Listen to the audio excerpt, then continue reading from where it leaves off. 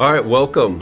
So glad that you could join us. We're here today with Bill and Kris, and my name's David Stine. I get to facilitate a conversation that I'm so looking forward to with these two fathers of the house. I first want to start with kind of today, and what are the favorite testimonies that are happening right now in the church, in the movement, or even across the world that you're most encouraged about, or maybe even just first comes to mind? Oh, goodness. Well, there's a lot of stories. Kris, maybe you can share what you were sharing earlier. Yeah. But the overall testimony to me is the prayer cry that's arising from within the church. It's this theme that's just resounding everywhere. And you can just see the bride of Christ. You can see the church rising to that place to cry out. And what's fun is it's not because we know what we're doing.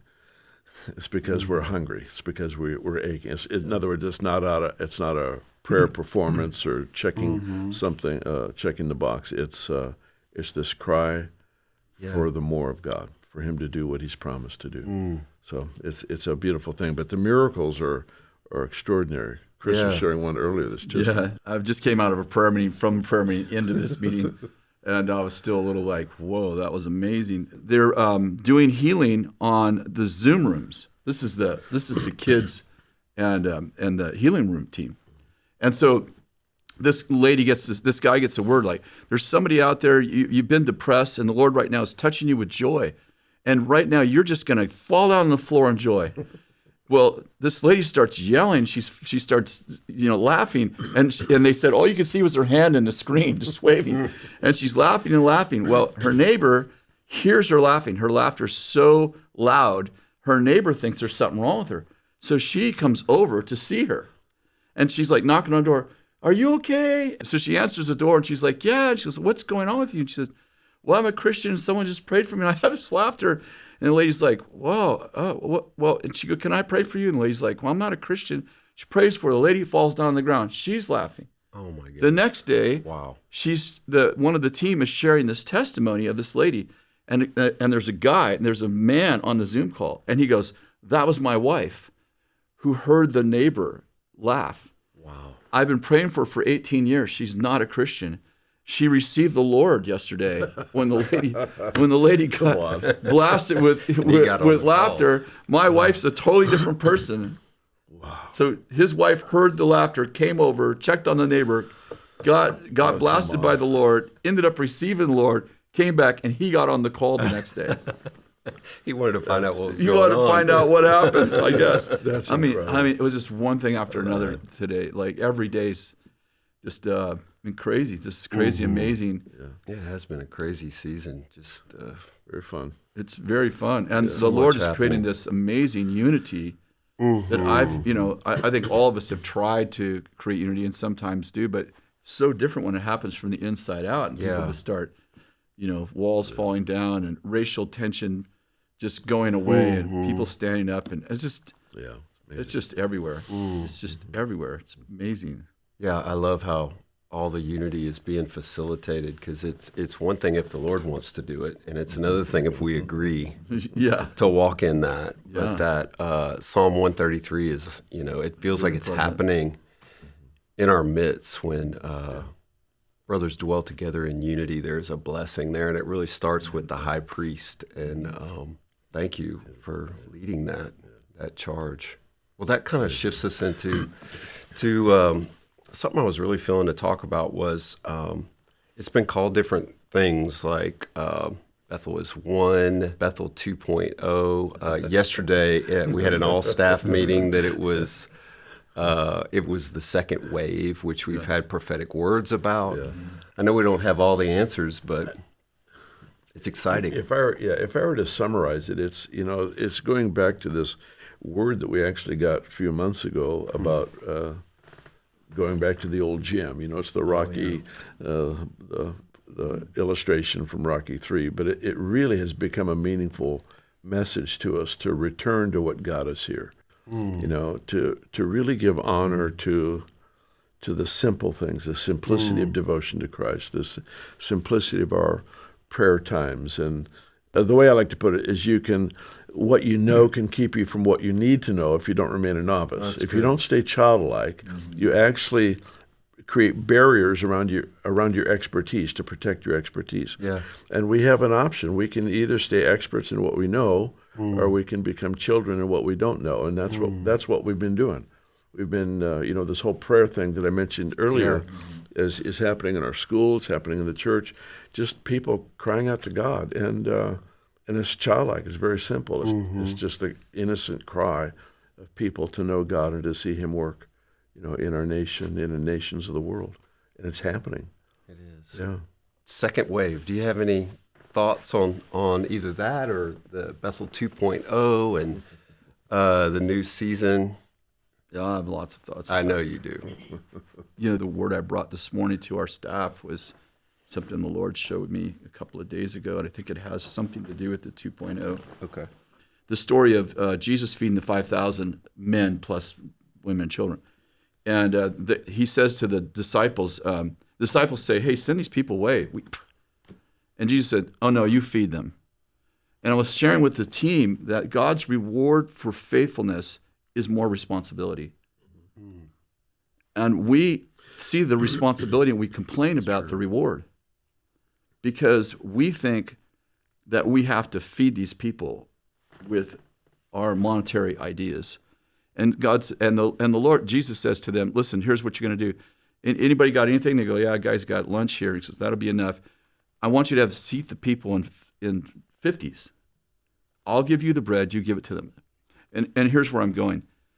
There's the structure, like the bread didn't just show up in everyone's hand miraculously. They actually had to distribute it. Had people handing it out. And there was a structure. They had to be in groups of 50. And I feel like we have this structure, and the Lord is saying, I'm about to give you 30, 60, and 100-fold. That's not 30% increase.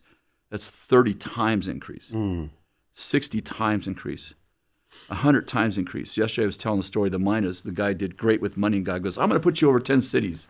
I mean, their reward was, I'm going to give you a bunch more responsibility. And I said to our teams, I feel like we're complaining about the reward because we don't understand that all we have to do is seat people in 50s. We don't have to create the bread. And we're looking at his responsibility as ours and not realizing that God's doing a new thing. And I feel like this reward's coming, and it's coming in that God's going to, I think it's going to be the first time that our movement ever sees 30 times. 30 times, not 30%. Like we've seen increase for years. But I mean, I don't think we've seen exponential 30 times. And I said, I think if we don't change our mindset, we'll be overwhelmed by the reward, not understanding that the responsibility is the reward. Yes. And then I said, I feel like the elders now, there's the mantle that's on Bill and I and several others, of course. We're not going to carry this alone. Like the structure's been there. We have Jethro's structure, which we need. Like I've always thought it's either or, and the Lord showed me just a week ago, no, you've mistaken. You still need the groups of 50. But the structure of the mantle, the spirit that's on Bill, it needs to be, it's a metaphor now. Yeah. On 70 others. Yeah. And I've been seeing, and I didn't know what to describe it, but I was sharing with Bill probably a month ago. I see this favor. I kept calling it favor. I see this favor on people that have been with us a long time. That like I can almost see with my eyes. Let me say this: if my eyes are closed, I can't see it. So it has something to do with what I see visually, but it's not a vision, and it's falling on people. And the Lord was just telling me what's happening. You have Jethro's structure, which I don't want you to get rid of. In fact, it needs to get better. But you don't have. But now I'm putting the spirit that's on you guys, on them, on your leaders. And we both can see it. Like we can both see people that have been faithful for years. And by the way, they're anointed. They've done a great job. Yeah. But there's something on them now. And I'm like, that person's carrying what we're carrying. So good. It's all catching a wave is about positioning your heart. That's good. It's positioning your heart and making sure your language, your conversation, your speech is consistent with the position of your heart. That's good. Another way to look at it is a sailboat. You've got the rudder and you've got the sail. You know, the rudder is your speech, and the sail is the condition of your heart. If you just keep those right, you can even advance against negative oncoming winds.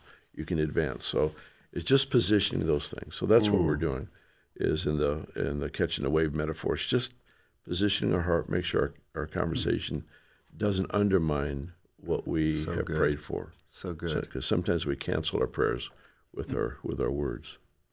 That is so true. Speak life if you want life. Yeah. One of the things I really felt to just kind of ask questions about was legacy. I feel like it's something that a lot of people are thinking about right now, and I think it's ultimately because it might be what God is doing right now as well. And I feel like the reason we should talk about it is so we can further rally around that. Sure. And like you were saying, speak the same things that are going the same direction.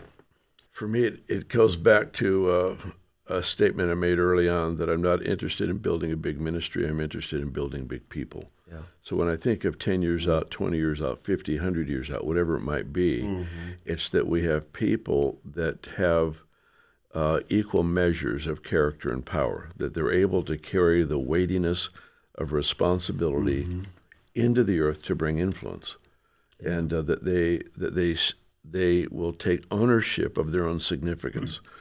The significance that we have in Christ is never about us. It's never egocentric. It's never self-promotion. It's none of those things. It is, I recognize the favor, the grace, the resource that God has put into my life so that I can be a resource to people. And if we can raise up people with that kind of a connection, then I think we can see people sprinkled, for example, in the political arena to really bring about kingdom changes in the major corporations. They help to seed kingdom ideas and values in that part of our world. In education, I still think there are ways of education that have never been discovered yet, that the Lord is holding in secret for a specific time when His anointed educators will crack the code, so to speak, and really be able to accelerate a generation, their ability to learn, and really apply knowledge, apply truth in a way that really helps to reform not just culture itself, which is huge, but the way we value things, what we value, how we see. You know, all those things, medicine, science, technology, all those things have to be affected by people that are kingdom-oriented people. Because if we can discover the culture of heaven in a specific area, it is transferable to every other area. If you take Christian culture, culture works in a church of 200 or 2,000 or whatever. There's a certain culture that works there, but it's not transferable to Apple or IBM or Tesla or some of the corporations. It's just not transferable because it's designed to work in that setting. Our conviction is that a real kingdom culture, when we tap into that, is transferable everywhere. It works in the mayor's office. It works in the CEO's office. It works in the administrator of a hospital. It works in his office. It works everywhere because it's based on what everybody is actually aching for, and that's the kingdom of God. Everybody has this passion for this unseen. Abraham sought for a city whose builder and maker was God. It wasn't something he could visibly see, but he had this ache in his heart. And I really believe that the Lord has put that dream, that desire in every person to look for that has a set of values and ideals, realities that only exist in God's world. And we get to taste it now.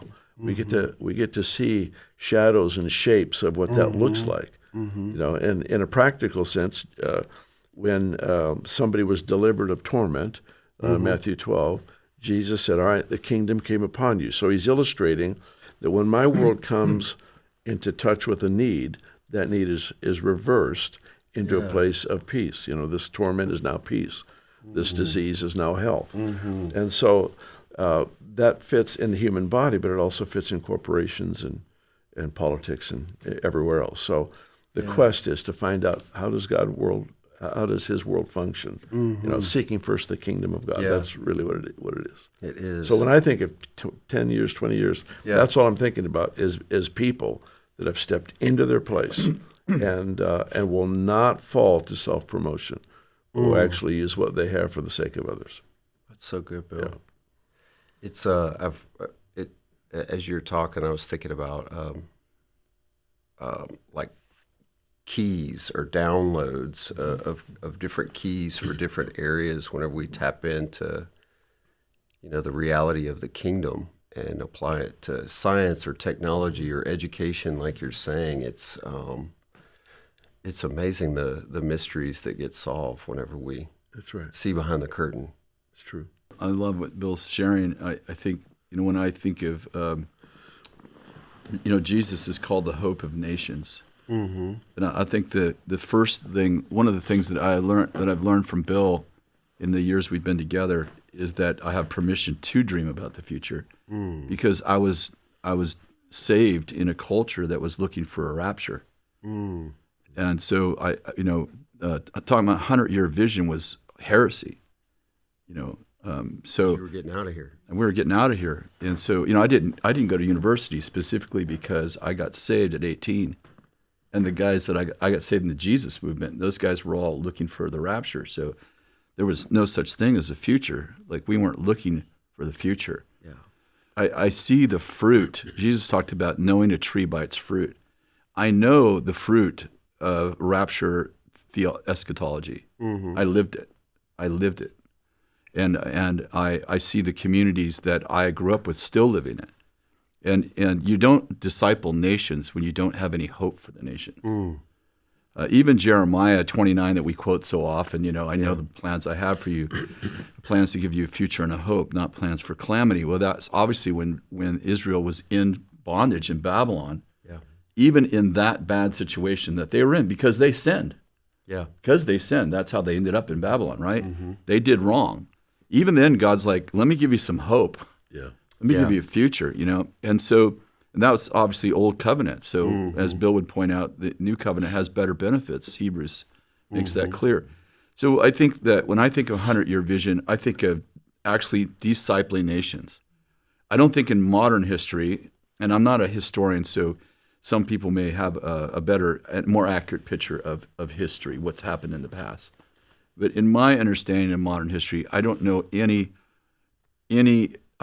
time when kingdom people have actually discipled a nation. And so I think of nations changing. I feel like God's going to give us California. I had a dream about 3 months ago that this bear was chasing Bill and I. It was one of those terrifying dreams, and we were both running, and the bear caught us at the last minute, right before I woke up, and the bear hugged us both, and it was friendly. I'm like, oh, that's a crazy. I didn't even write it down. Like, that's a pizza dream. And then just I think a week ago, I had a dream, but the dream wasn't visual. It was audio. It was just like I just kept hearing this repeated. The bear is your friend. The bear is your friend. The bear is your friend. And I woke up and I said to Kathy, no, the bear is California. I'm sorry, the bear is California. The bear is California. I woke up and I said to Kathy, I had this dream. She was still half asleep. The bear is California. And the bear is your friend, so it was the previous dream. And she goes, yeah, the bear is on the California flag. And then the Lord's just started to download in the last week a strategy. And we're ministering to 2 or 3 people that are working in California and just giving them prophetic words and realizing, oh, this is actually a strategy for more than this man or more than this woman. And I just feel like the Lord is, and it's just one example. Yeah. It's just one example that the Lord is like, dream with me. Can you imagine? Can you actually imagine what the United States would look like, not under the power of Christianity? Yeah, we've seen that before. Yes. As Bill's pointed out, like, doesn't always work so well. But under the power of the kingdom, when this structure is built to facilitate the destiny of people that God put in people, not their selfish ambition, but where everybody is empowered to become, whether they know God or not. Everybody is empowered to be fully alive in what God's planned for them. And we got Elon Musk this is. I actually love Elon Musk, by the way. I've never met him, but I hope to someday. I got my Starlink yesterday. Oh, come on, baby! Pretty exciting day. But he's dreaming about colonizing Mars. He's dreaming about hyperloop tunnels under LA to fight traffic. And I'm like, when I get in traffic, I'm thinking about what's on the radio. I'm like, and I feel the Lord challenging us. Bill and I are both feeling the same thing. Like the Lord has challenged us. Like if Elon Musk, who at this point in his life, I don't think knows the Lord, and I've read a bunch of stuff and listened to him. Yeah, I don't think he knows the Lord, and he's dreaming about crazy things without God. Yeah, I'm like, is that not an indictment, or at least a challenge? Is that not a challenge to us that have the mind of Christ, have the Creator living inside of us, to actually dream with God, and to imagine the world as God imagines it? I think it's part of it, at least, Yeah. Thank you, Kris. Thank you, Bill. That's just so good. Thank you both. Yeah, you're welcome. You're welcome. God bless you. Yep.